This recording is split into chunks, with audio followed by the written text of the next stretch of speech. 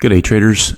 The 4-step method to high performance trading and the free audio program, the 7-step daily routine for high performance traders, are both free downloads to help you develop the skill set, the mindset, the discipline to master the markets. The link is down below in the box, the description box. They're both free downloads. Let's get started.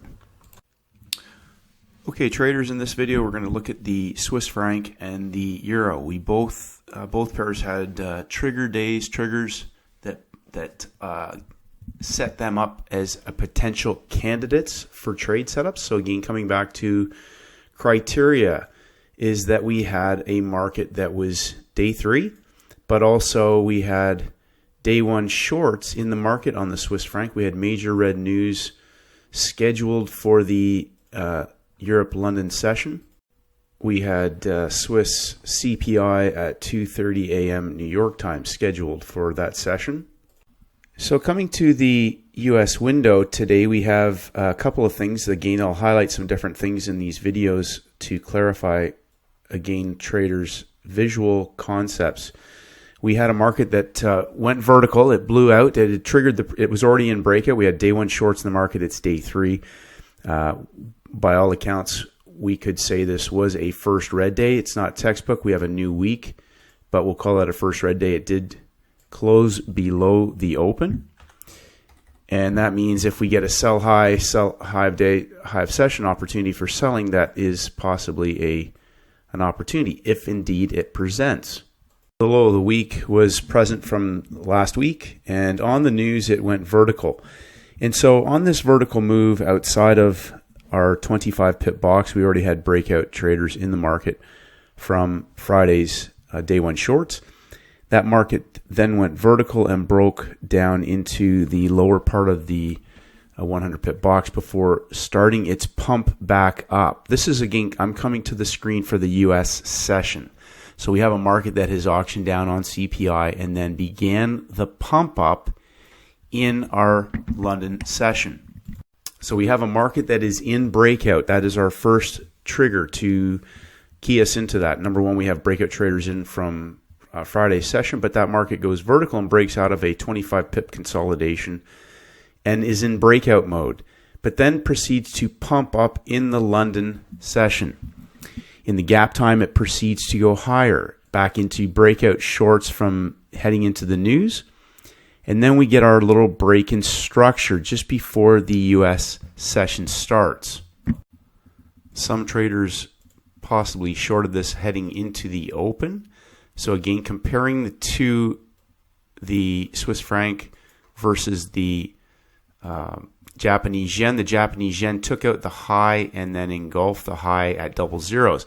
Now we have a market where traders potentially have entered in on the 5-minute universal entry criteria, again right out of our playbook in the best trade setup playbook. Again, this is on page 29 in the playbook, the basic model, which is universal for all these trade criteria. That trade breaks down back underneath the low of the week, and this is where timing is important to understand. So the trade doesn't quite collapse as it did in the Japanese yen. So we have higher level longs caught on the Japanese yen short. But this market pumps back up after 45 minutes of the hour. So again, you'll notice the push is 1 push, 2 push, and a 3rd push down before it begins the pump back up. Now this pump back up takes the market on the backside before right at the New York Open coming onto the front side of the move again. Bear pin hammer for the low-hanging fruit continuation trade. So again, traders might have been not taking anything off or didn't recognize the 3 pushes.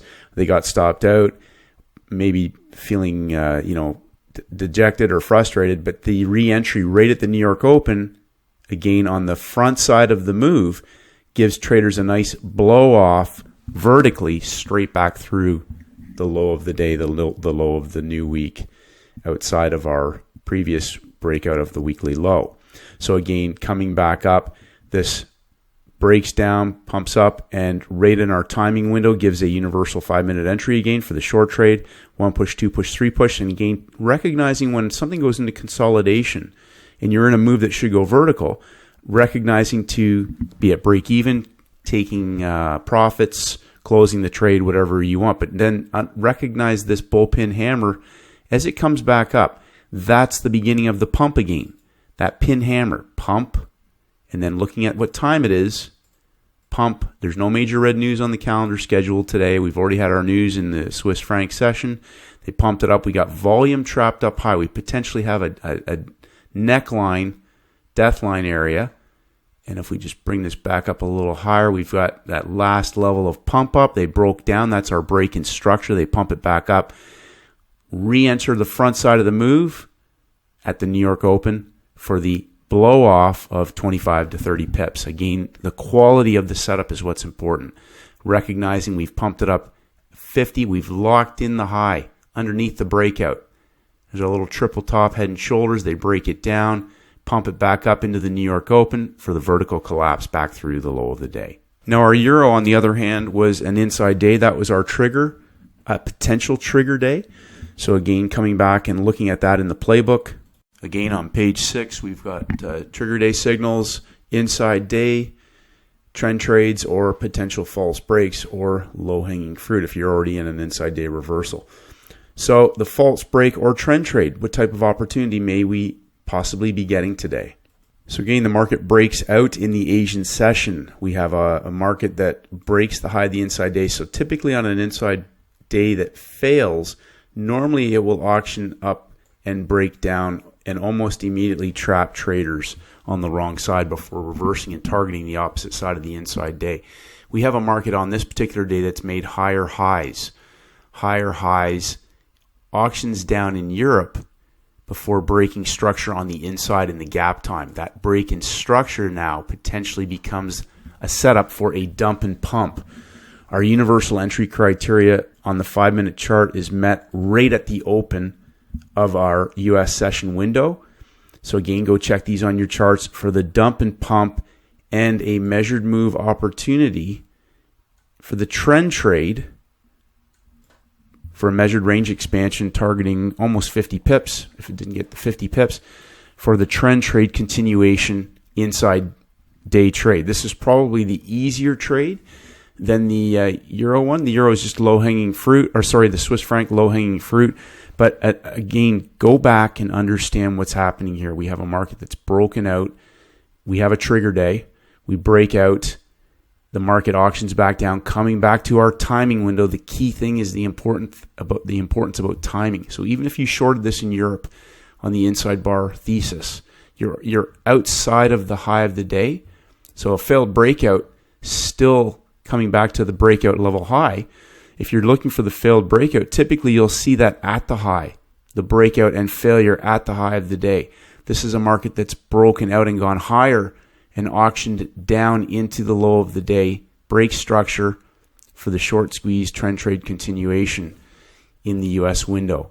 Go check your universal entry criteria for both the short and the long trade. Short trade is the low-hanging fruit scalp, session scalp. The trend trade is the opportunity for the easy money in the range expansion trade. So traders, there are opportunities in both directions.